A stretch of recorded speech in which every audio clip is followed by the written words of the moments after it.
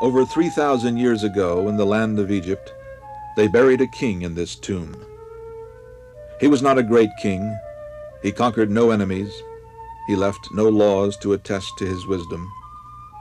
In fact, he was only 9 years old when he was crowned, only 18 when he died.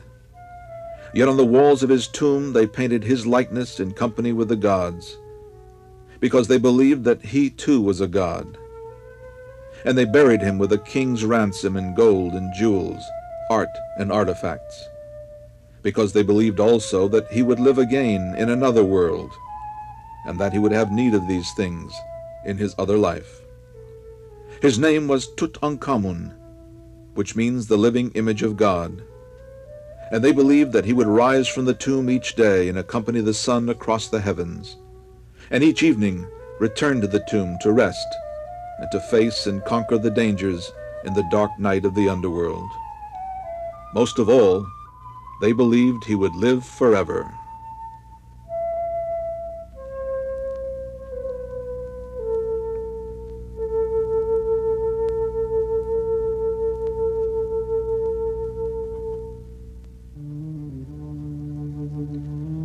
Tutankhamun, live forever, and be as one with the sun. To understand all this, it is necessary that we understand Egypt. And to know Egypt, we must begin with the Nile, because that is how Egypt began.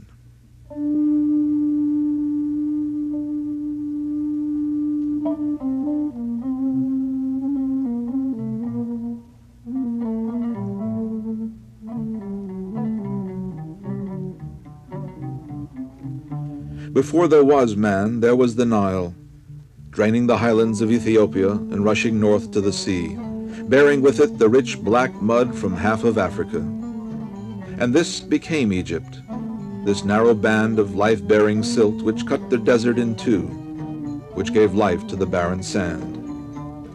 And in the dim mists of prehistory, man came to the Nile, fleeing the awful climatic changes which turned lush green plains into harsh desert, finding for himself, in the only world he knew, the one unchanging constant, the Nile and its life-giving banks.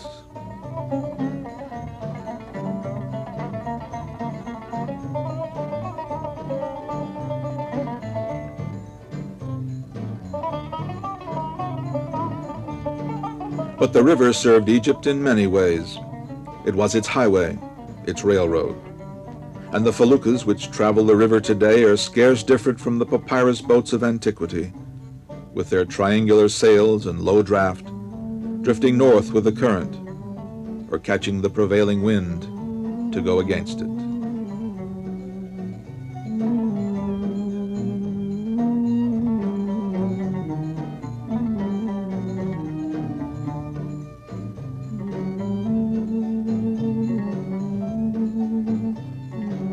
The Nile determined the seasons of Egypt. There was no spring, summer, winter, or fall as we know them. Egypt's seasons were three. The flood, when the Nile, heavy with Ethiopian rains, overran its banks and inundated the countryside. This lasted from June to September. The ebbing of the flood, when the water receded, leaving the moist black topsoil behind for planting, from October into February. And the Nile in course, when the river ran tame to the sea, and the harvests began. And then, in June, with the coming of the flood, the cycle was repeated again.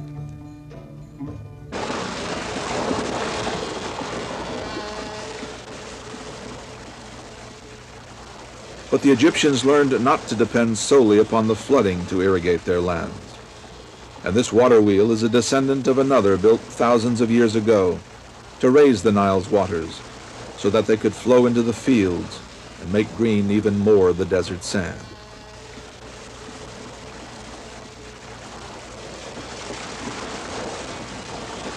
In fact, the Nile even determined real estate values in ancient Egypt. Land was placed in three divisions: that which was closest to the river and received the black silt of the flooding each year, that which only sometimes flooded, and lastly, that which the flood never reached. Taxes were levied accordingly.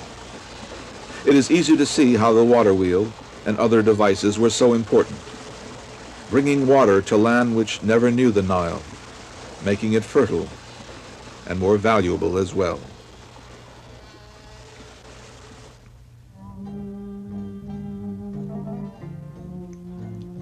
But the black soil which the Nile left behind was put to even more uses. Piled high and compacted with stone, it became levees and dikes to contain and guide the river, to form catch basins to hold the water when the river receded, or, mixed with water in just the right proportions, it became the raw material for the Egyptians' most basic building commodity, bricks. This man is a fellah, or peasant, one of millions who toil in the fields or along the roads which parallel the Nile in its course to the sea.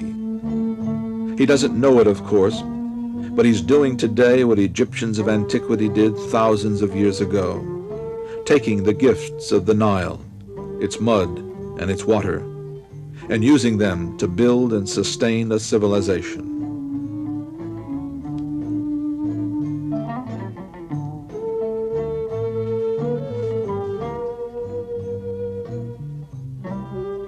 Mud bricks, dried in the sun.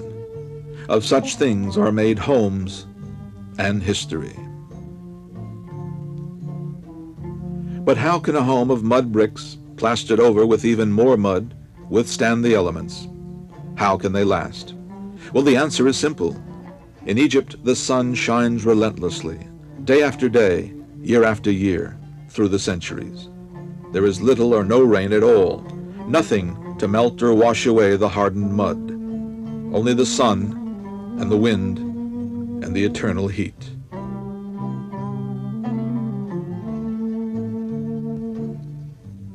And this too is a throwback to antiquity. The tool this man is using was depicted on the walls of tombs 3,000 and 4,000 years ago. It is probably one of the first tools man learned to fashion along the Nile.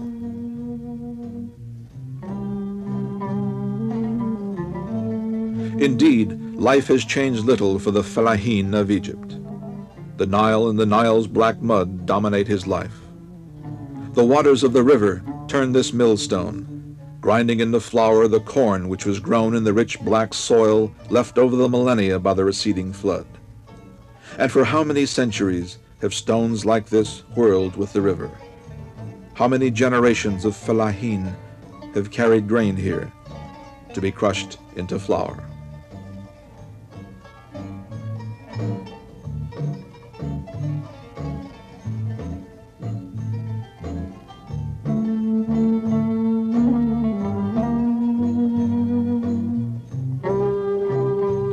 This is part of the Fayum, a former oasis in antiquity that became an arm of the Nile and flooded in season as the river flooded, until engineers erected a series of levees and dikes that controlled the river's flood, and reclaimed over 40 square miles of desert and swamp, and turned them into rich, irrigated farmland, green with growing things, waiting for the harvest.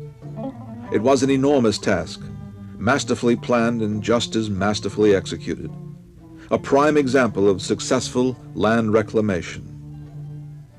We should mention that it was engineered and carried out almost 4,000 years ago, primarily by hand labor.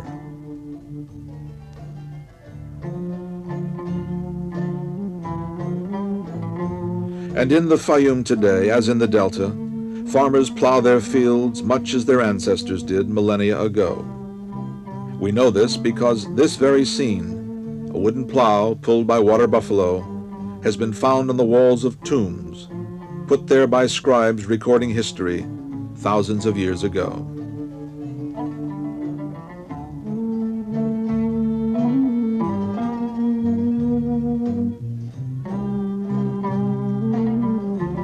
The mosaic of life is repeated over and over again, generation upon generation, century upon century. Time moves on, and yet, in many ways, never moves at all.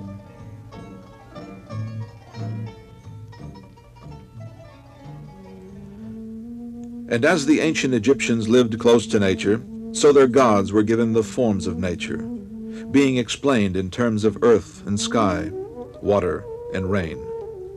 What began as fear and superstition turned into religion, and the pantheon was filled with gods, each controlling some aspect of life in this world and in the next. Ra, the sun god, was paramount, often depicted as a falcon carrying the sun's disk upon his head. Osiris was his son and god of the dead. It was Osiris and his resurrection from death who gave birth to the Egyptian belief in the afterlife, a belief that dominated Egyptian civilization for thousands of years.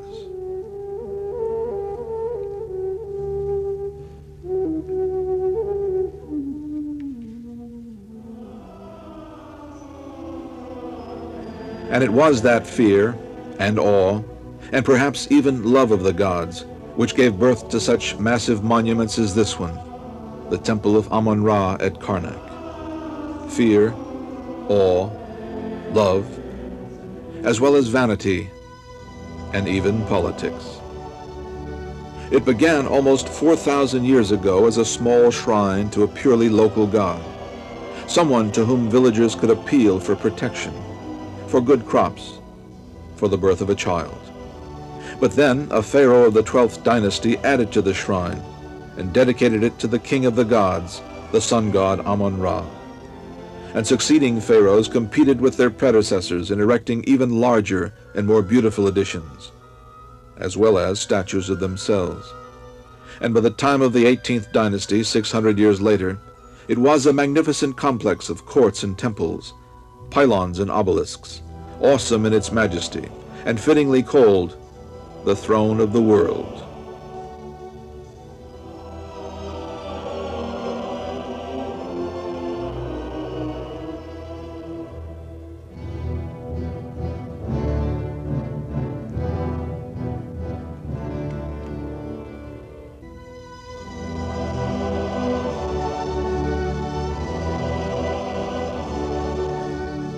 Strangely enough, the rulers of Egypt had little sense of history, except as it affected them personally. And Karnak is full of examples of how one pharaoh expropriated the works of another by merely chipping away the name of the old king and inserting his own. All this in the name of God.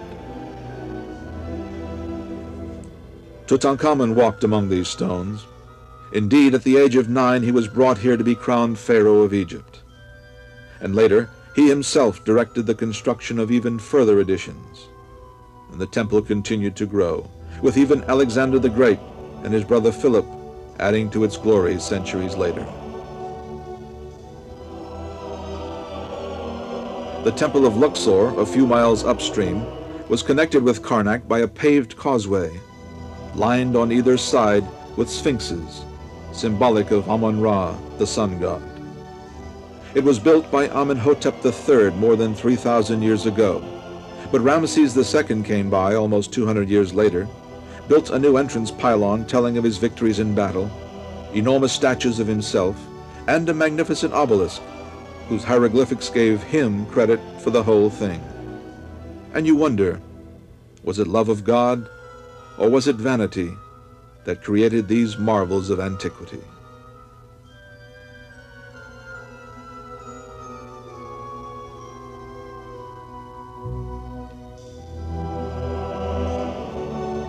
And as you walk among these silent yet eloquent stones from so long ago, it is not difficult to imagine them as the centerpiece of a thriving and sophisticated civilization. This was Thebes, capital of the empire, home of Pharaoh, the god-king. And in the West, when we think of old, we think of the Roman Forum, or the Colosseum, or the Parthenon in Greece. These are old, part of our ancient world, part of the beginnings of our own idea of civilization. Yet, when these stones were being raised, when these gods were being worshipped, when this art was at its peak of development, there was not yet a Rome or a Greece. Both were 1,000 and more years away.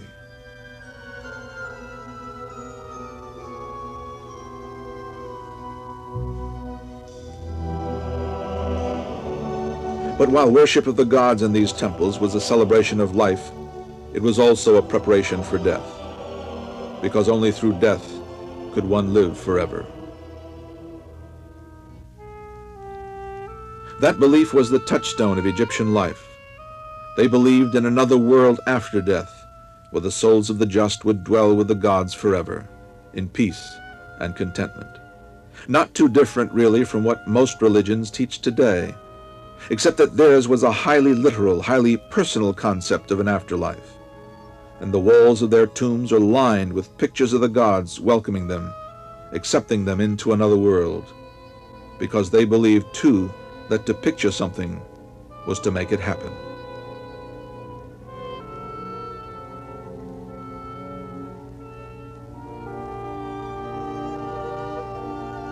It was not easy. There were monsters and evil spirits to overcome, but good always triumphed over evil. And that is why the tomb became so important. It was the one place on earth where death became life forever.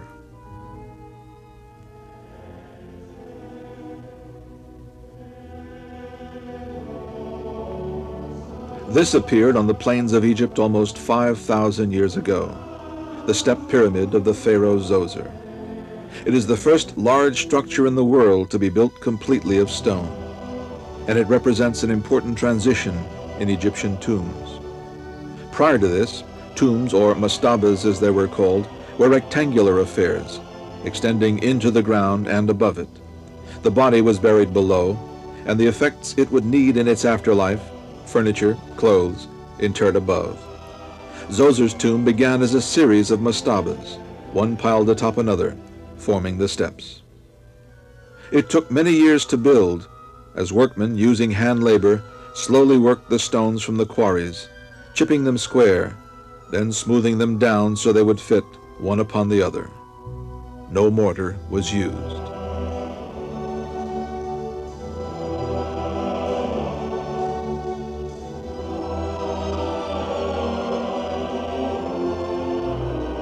Inside the huge structure was a burial chamber for the king, and adjacent chambers wherein were placed all the things the king would need in the afterlife: his gold and jewelry, his hunting knives, his chairs, his beds.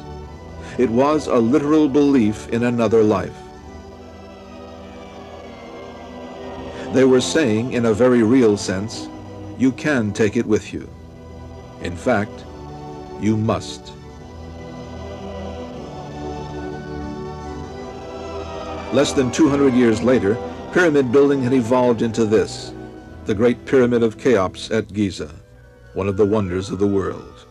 2 million blocks of stone weighing about 2 tons each. It took 200,000 men 20 years to build. And when archaeologists finally discovered the burial chamber inside, it was empty. Other pyramids, those of Khafre and Menkaure, as well as several lesser pyramids, make up a massive burial ground on the plains near the ancient capital of Memphis.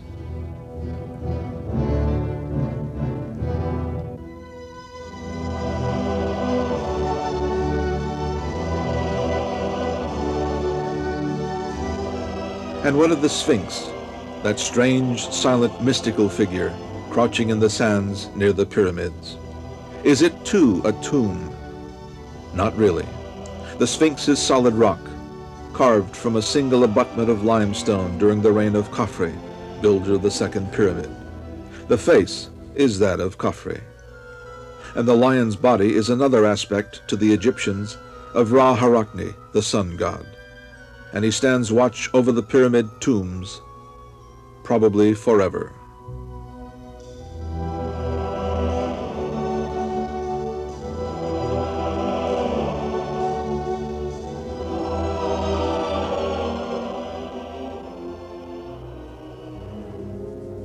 Pyramid building went on for more hundreds of years, and then, in the 18th dynasty, about 3,500 years ago, Amenhotep I designed a tomb cut into the solid rock in a valley across the Nile from Thebes, and thus was born the Valley of the Kings.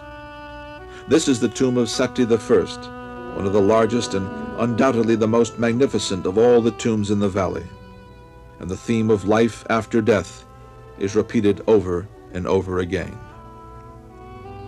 Boats loaded with gods of all kinds, are ready to take the pharaoh to the afterlife, or across the heavens with the sun itself. The ancient Egyptians ascribed a kind of magic to the paintings on the walls of tombs. These, and hieroglyphic phrases from the Book of the Dead, would work their wonders and assure for Pharaoh a happy life with the gods in the hereafter.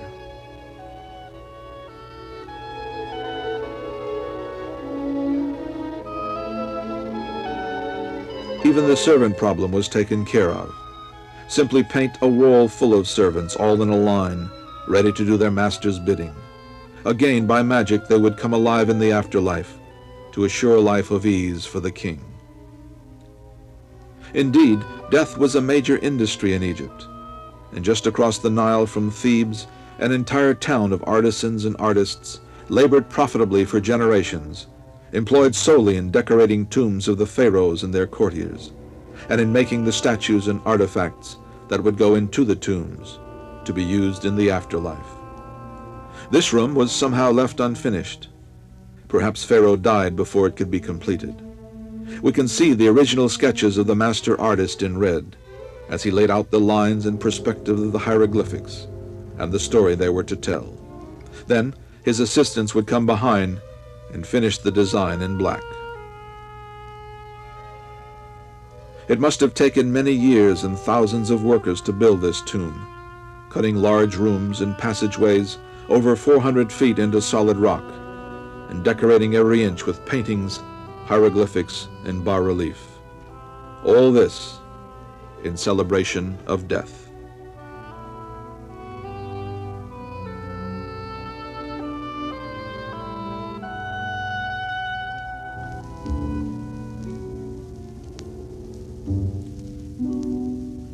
And yet the theme of all this, the reason for all this, is not death, but life, the new life in another world. And everywhere in ancient Egypt there appeared the Ankh, the sign of life.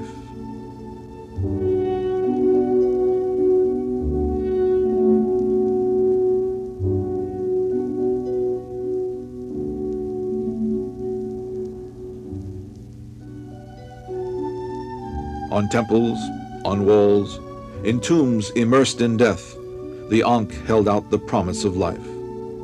Osiris offers it to a dead pharaoh. The gods hold it in their hands. It is at the same time a promise and a fulfillment. Life, life forever.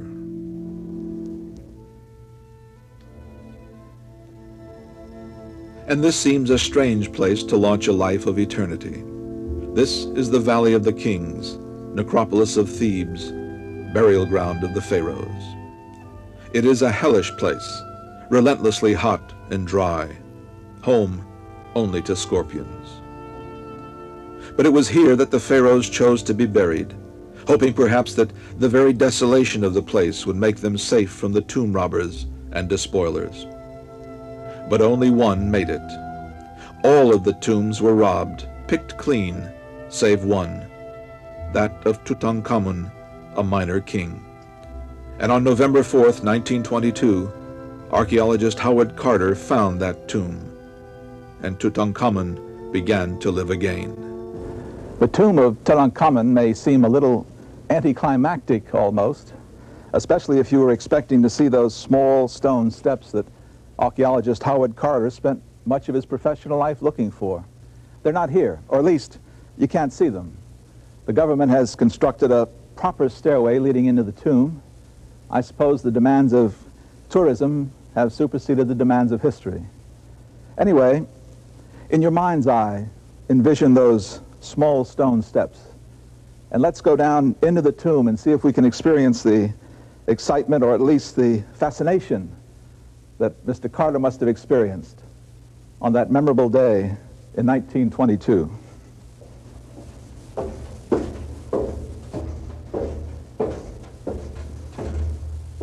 But this is only as far as he got, because here at the bottom of the stairs was a massive stone door blocking the entrance to the whole tomb. Well, Carter examined the door and found the cartouche, the seal of Tutankhamun. And probably at that moment, at last he had realized a lifelong dream. He had found the tomb of King Tut. And then he did a very strange thing. You would think that he would have had his workers break open the door and rush in to see his treasure. But he didn't do that. He went back up the stairs and ordered his workers to fill in the staircase once again, to replace all the rubble and the sand and the rocks, to hide the tomb once more. Sounds crazy, but he was a very loyal man. His sponsor was Lord Carnarvon in England. He had put up all the money to enable him to make his search, to dig year after year in the Valley of the Kings looking for Tutankhamun. So Mr. Carter went back to his headquarters and sent a cable to England, to Lord Carnarvon, to let him know that he'd found a tomb with seals intact. Please hurry. Well, in those days, hurry meant 3 weeks. So with the goal of his lifetime sitting here, Mr. Carter waited 3 weeks until Lord Carnarvon could get on a boat and come to Egypt and come here to the Valley of the Kings. Then, when he was here, they cleared the stairway once again, came down, and finally broke open this stone doorway. And did he find his treasure? No. He found this entire passageway filled with sand and with rubble. Again, days more of clearing out, of taking sand out of this stairway, clearing the debris. But there was one thing that lightened the whole thing. They found a head, a beautiful head, the head of Tutankhamun as a boy. It represents one of the most basic ancient Egyptian accounts of the creation, that of the infant sun god at the moment of his birth, emerging from a lotus. It is a magnificent piece of art, at once poignant, even sad, the pensive, sweet melancholy of the very young, yet with eyes bright, almost inquisitive, the nose straight, the lips full. It was important that Tutankhamun have this in his tomb. Through this, he could be reborn each day as the sun god, another way to live forever. Finally, all the rubble was cleared away, and they were faced with one more door right here, a big stone door blocking the entrance to the tomb. Well, this time there was no delay, no waiting. They just punched a hole right through the door. They wanted to see what was inside. Carter took a torch and he held it through the hole, and for the first time in 3,000 years, a man peered into the tomb of Tutankhamun. There was a long silence as he looked inside. And Lord Carnarvon, standing at his side, grew very impatient and said, "My God, man, what do you see? What do you see?" And again, a long silence. And finally, Carter said, "I see wonderful things." Wonderful things indeed. The tomb was filled with objects. And Carter said, "Everywhere I saw the glint of gold." He saw this ritual bed dedicated to Hathor, the god of love and happiness. Still in the Cairo Museum, it probably held the mummy before it was placed in the coffin. And he saw this small shrine, little more than a foot high, yet covered entirely with gold. And inside, a golden pedestal stands empty. A statue of the king, probably of solid gold, stood there, but was stolen by robbers so many centuries ago.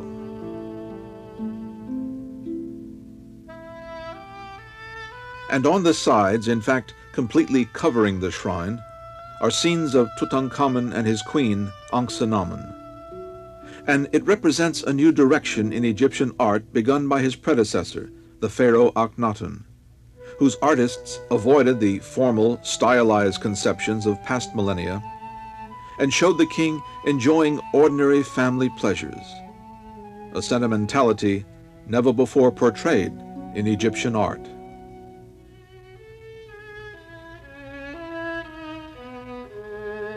More in keeping with tradition were the scenes on this chest. The king is shown in the role of conquering warrior, smiting his enemies from his battle chariot. In reality, Tutankhamun never drew a bow in anger, never led his army in battle. But that was beside the point. Tradition saw the pharaoh as a warrior, and here at least he is. The king's comfort was provided for in the tomb. Here a folding stool that didn't fold, but exquisitely done. A ceremonial chair with the god of eternal life protecting the name of Tutankhamun. And in the background a little boy's chair, obviously made for the child Tutankhamun, before he became a god. And here, an elaborate version of the folding chair in gold, with the sun god spreading his wings in benediction, amid meticulous inlays of ivory, wood, and Egyptian cloisonne.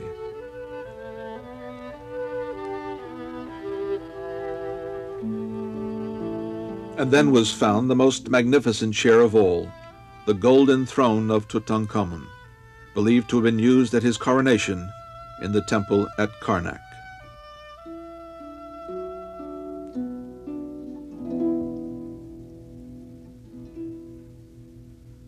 Its lions' heads have guarded pharaohs since the time of Khafre and beyond. But the decoration itself is most untraditional. Again, the non-rigid, informal style. A studied awkwardness that is most appealing. All done in gold and even rarer silver, with inlays of glass paste.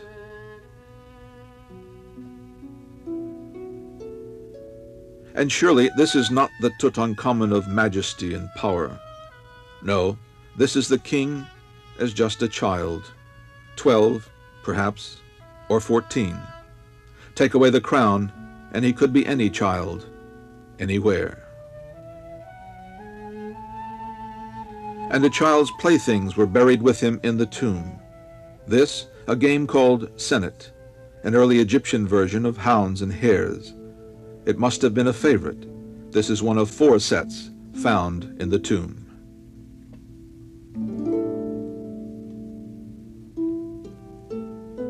But all was not play, even in the afterlife. There would be times, it was believed, when the gods might call upon Tutankhamun to work in the fields, or to gather wood, or to do some other manual labor. And even this was provided for. Small dolls called shawabtis, made in the exact likeness of Tutankhamun, were placed in the tomb. And when the gods called him to work, one of the dolls would rise up and do the job, sparing the king himself the indignity of doing manual labor.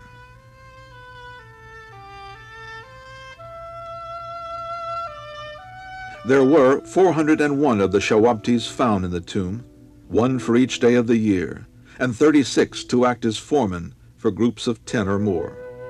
The organization was superb, all to ensure the king an uninterrupted eternity of ease and comfort. To give him time to enjoy beauty such as this, a magnificent chalice fashioned from a single block of alabaster, flanked by the god of eternity and bearing the cartouche of Tutankhamun Neb-Kepre, it bears a lovely inscription. May you spend millions of years, you who love Thebes, sitting with your face to the north wind, your eyes beholding happiness. And to guard all this treasure, 2 statues of the king, painted black, the color of the underworld, stood guard at the walled-up doorway to the burial chamber. A doorway that Howard Carter would patiently take apart brick by brick. And finally, as he peered inside, the first man to do so in more than 3,000 years, he said, "I saw a wall of gold." A wall of gold indeed, the first of 4 walls of gold that separated Carter from his life's goal, the royal sarcophagus of Tutankhamun. It was the wall of a golden shrine, a shrine that almost filled the burial chamber from wall to wall, a shrine lined in gold and bearing likenesses of the gods and inscriptions from the sacred book of the dead. And within that shrine another, smaller but just as elaborate. And within that one, a third, and within the third shrine a fourth, like a Chinese puzzle, 4 shrines, one within the other, all to protect the mummy of the king.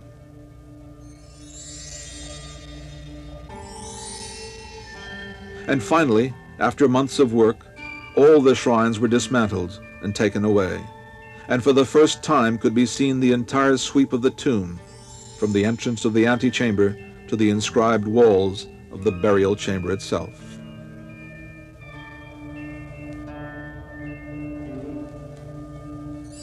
Baboons represent the 12 hours of darkness the king must spend in the tomb each night.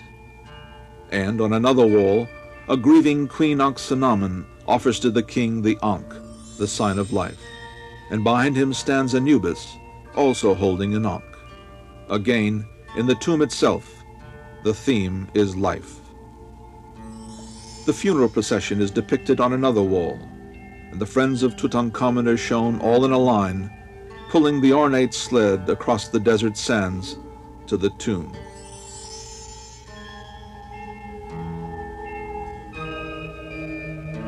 And on the sled, the mummy of the king.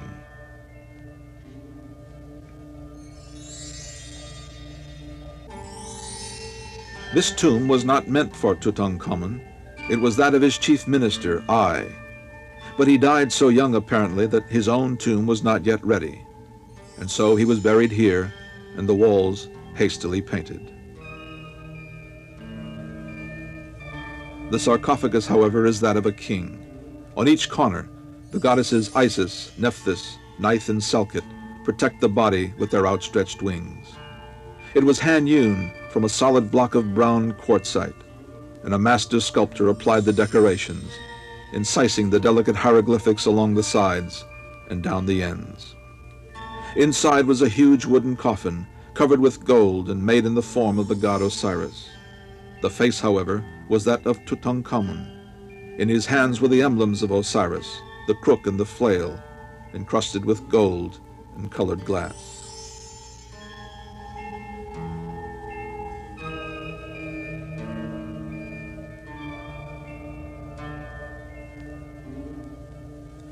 And inside of that, still another coffin. This one, too, in the form of Osiris, with arms crossed, hands holding the crook and flail, and again, the face was that of Tutankhamun.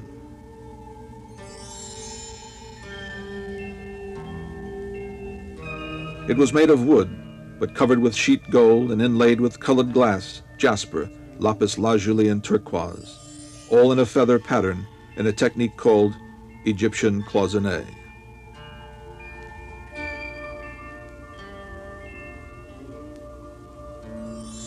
Even the bottom of the coffin, under the feet, was filled with hieroglyphic incantations, and a goddess, wings outspread, in protection. Archaeologist Carter was puzzled by the extreme weight of the coffins. It wasn't until he opened this second coffin that the puzzle was solved. A third coffin inside. And the last coffin of all proved to be the most magnificent of all. Solid gold. From head to toe, solid gold. Good enough even for Pharaoh. It weighed over 400 pounds, made of pure gold, more than 1/8 of an inch thick. Like the other 2 coffins, it too was in the form of Osiris, with the features of Tutankhamun. The idea being that since Osiris had risen from the dead through the magic of his wife Isis, Pharaoh, made to look like Osiris, would likewise be assured of resurrection and eternal life.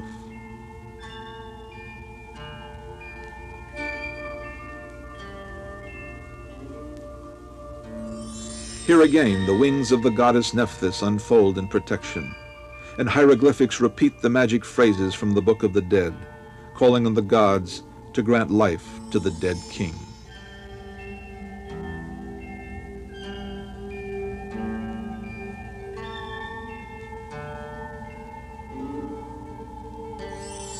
The coffin is over 6 feet long, a masterpiece of the goldsmith's art, and completely covered with engravings, hieroglyphics, and inlay. It must have taken months, perhaps years, to design, to fashion, and to execute such an exquisite work of art. In fact, Many of the objects buried with the king could not have been built within the 70 days between his death and his burial. They must have been fashioned for the tomb long before his death, and they were. It was the custom to begin preparations for the king's tomb as soon as the king was crowned, and the massive outer coffin, the beautiful second coffin, and this magnificent golden coffin, all were built years before, waiting only the king's death to be put to use.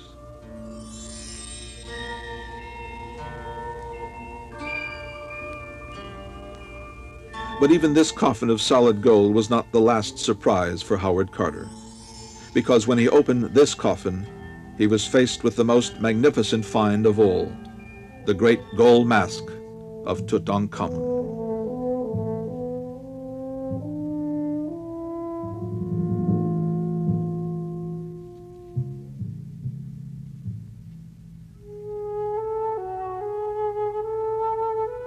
The mask was placed like a helmet over the shoulders and head of the king's mummy, extending well past the breast. It is a fantastic work of art.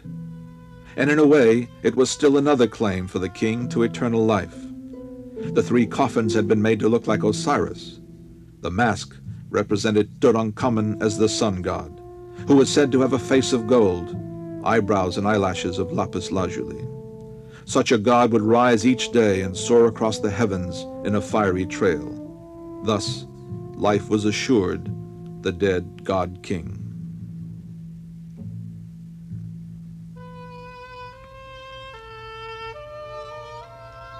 And around the neck of the mummy was placed this collar of gold and glass. It is the vulture goddess Nekhbet, whose outspread wings provide magical protection. And there was more to protect the king. This dagger was found wrapped in the linen bands which covered the body. It is made of solid gold, as is the sheath. More than 100 such objects were found within the wrappings of the mummy, each one placed there in keeping with the magic of the Egyptian Book of the Dead, each one playing a part in the hopes for immortality for the dead king.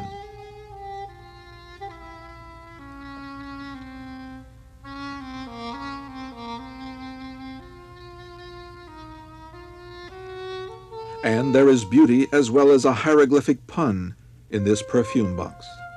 It is made of gold in the form of a double cartouche, the oval shape used to contain the king's name.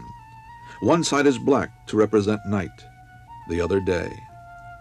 And each cartouche spells out the king's coronation name, Neb-Khepru-Re, except that they have omitted the scarab which represents God and inserted Tutankhamun himself, who is God.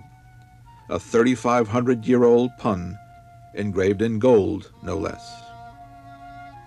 Along with the strange fetish of Anubis in the burial chamber were alabaster containers and lamps of great artistry and beauty.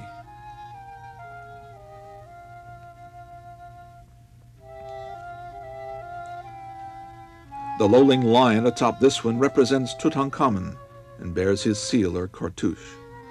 The scene depicts animals on the hunt, but of more interest are the feet of this container. They are small heads representing the enemies of Egypt, fit only to be crushed down by Pharaoh.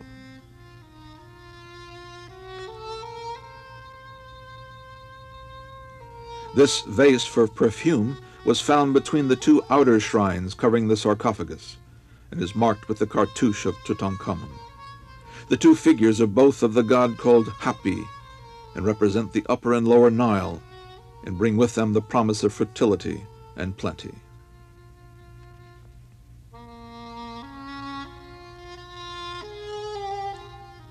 This alabaster lamp was in the form of a triple lotus. Oil was poured into each flower and a wick floated upon it. When it was lit, the light shone through the alabaster. But the most fascinating object found between the shrines was this gold staff, topped by a 4-inch figure of Tutankhamun as a child. The detail is fantastic.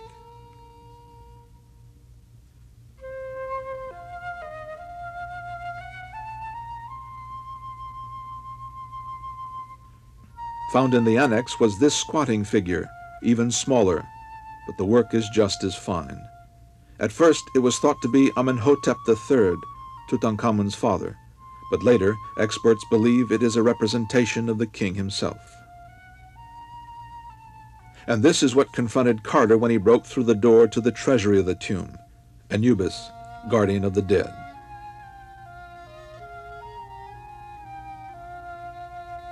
Anubis, the jackal god, standing watch over the king's riches. It was Anubis in human form who embalmed Osiris and helped restore him to eternal life. Now, he watches over the underworld and leads the dead before Osiris for judgment.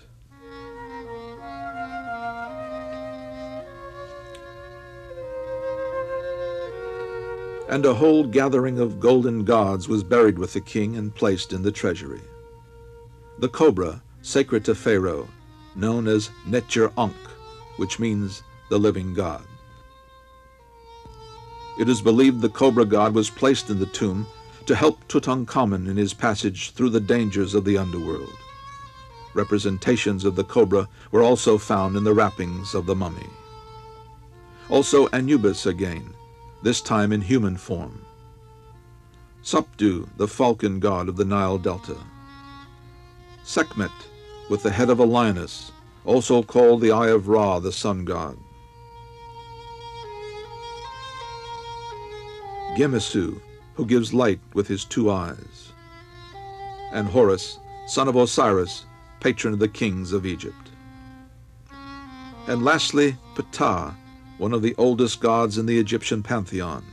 He was the chief god of Memphis, the first capital of a united Egypt, where he was declared to be creator of the world. There were several gold statues of Tutankhamun as he traveled through the underworld. In this one, he is associated with the sun god, bringing light to the darkness, riding atop a leopard.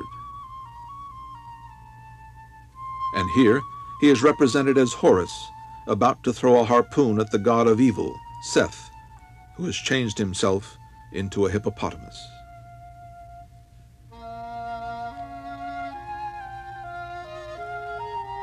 Boats were considered a must for any king's tomb, to enable the king to sail across the heaven each day with the sun god. Tutankhamun was buried with a small navy in his tomb.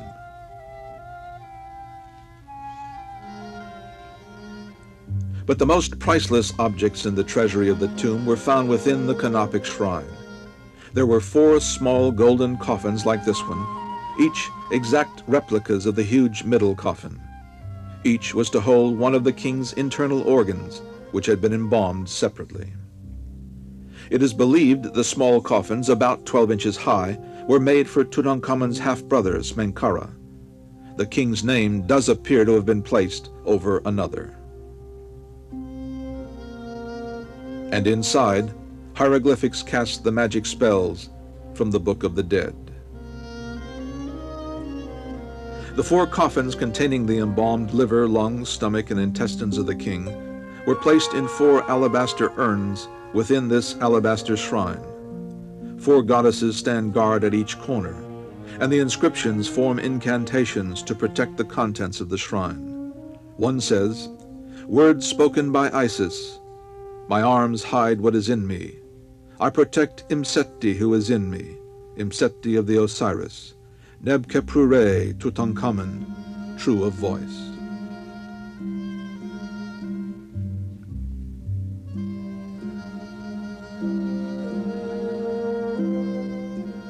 The urns holding the small coffins were topped with 4 likenesses of the king, also carved in alabaster.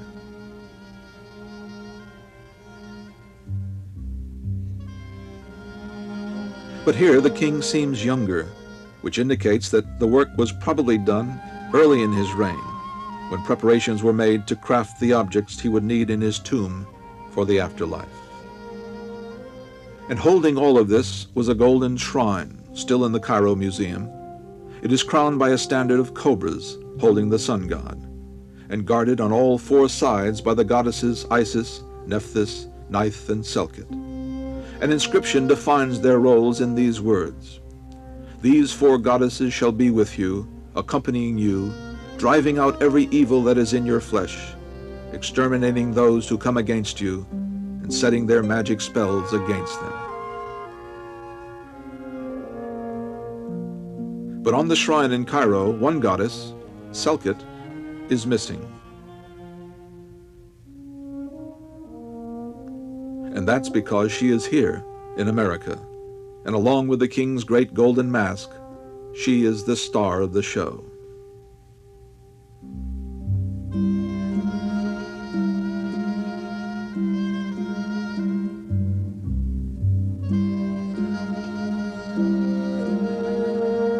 With a grace that belies her age, she stands alone, aloof, eternally poised and serene.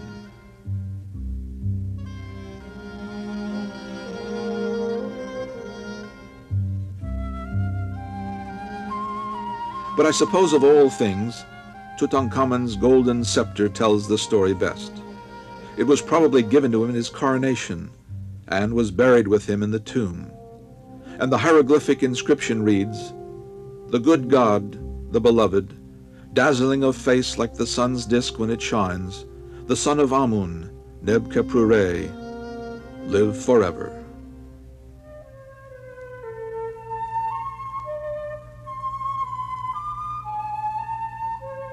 The sun's disk shines still upon the face of Egypt, and in the tomb in the Valley of the Kings, in the gilded coffin resting in the great stone sarcophagus, Tutankhamun lies at rest. We all know him a little better now.